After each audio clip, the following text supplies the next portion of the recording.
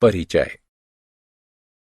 अजीत अपने दादाजी के साथ बस स्टॉप पर अपनी स्कूल बस का इंतजार कर रहा है। वह लोगों को उनके ऑफिस जाते हुए देख रहा है। उन सभी के पास उनके स्कूटर और कारें हैं।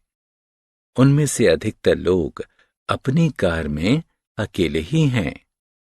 अजीत को पता है कि वाहनों से वायु प्रदूषण होता है। वह चकित है कि लोग पास के स्थानों पर जाने के लिए पैदल या साइकिल का प्रयोग क्यों नहीं करते हैं। यह न केवल प्रदूषण को कम करेगा, बल्कि उनके स्वास्थ्य को भी अच्छा बनाएगा। इस अध्याय में आप वायु और उसके प्रदूषण के विषय में जानेंगे। आओ सीखें। वायु के गुणों की सूची बनाना। वायु प्रदूषण को कम करने के उपाय बताना।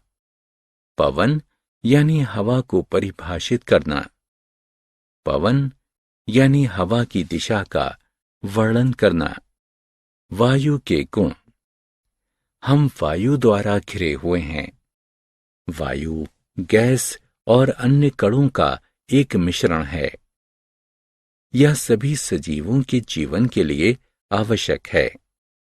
सभी सजीव वायु का उपयोग सांस लेने और सांस बाहर निकालने में करते हैं। इसका कोई स्वाद, रंग या सुगंध नहीं है।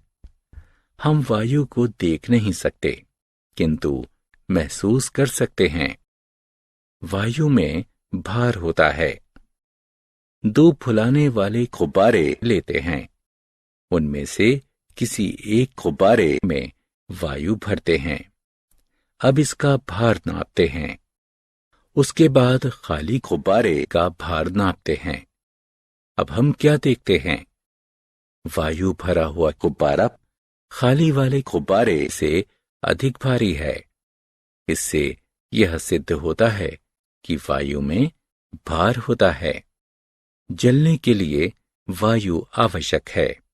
चलो अब एक प्रयोग करते हैं। एक मोमबत्ती जलाते हैं। अब इसके ऊपर कांच का एक गिलास उल्टा करके रख देते हैं। इस क्रिया से वायु जलती हुई मोमबत्ती तक नहीं पहुंच पाएगी। कुछ देर बाद मोमबत्ती जलना बंद हो जाएगी।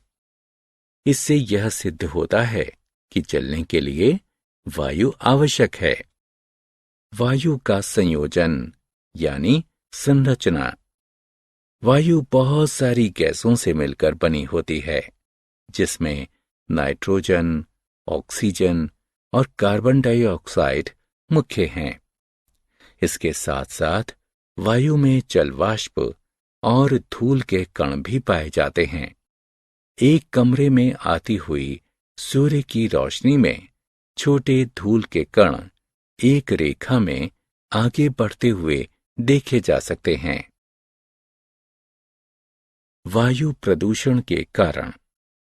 कारखानों और वाहनों से निकलने वाले धुएं से वायु प्रदूषित होती है। पत्तियां, प्लास्टिक और कचड़े को जलाने से धुआं निकलता है, जो कि वायु को प्रदूषित करता है। प्रदूषित वायु में सांस लेने से अस्थमा, दमा आदि जैसी सांस की अनेक बीमारियां हो जाती हैं। वायु प्रदूषण में कमी। वायु प्रदूषण को कम करना हमारी जिम्मेदारी है। ऐसा हम निम्न प्रकार से कर सकते हैं। नए पेड़ लगाकर, सार्वजनिक परिवहन यानी पब्लिक ट्रांसपोर्ट का उपयोग करके, कम दूरी पर जाने के लिए पैदल या साइकिल का प्रयोग करके, कार साझा यानी कारपूलिंग करके, पत्ती, प्लास्टिक और अन्य कूड़े को नहीं जलाकर।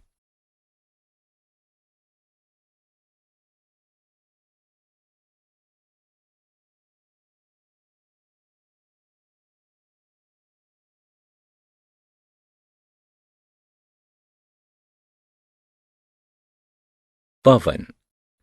चलती हुई यानी बहती हुई वायु को पवन या हवा कहते हैं।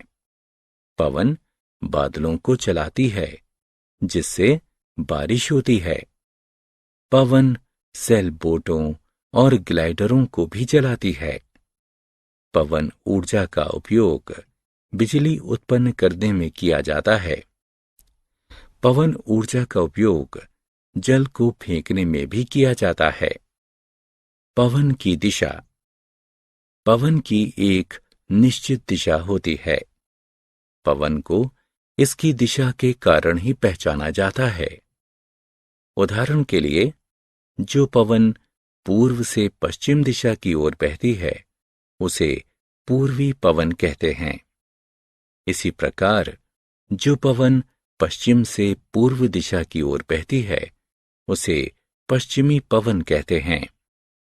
हम पवन सूचक की सहायता से पवन की दिशा तय कर सकते हैं।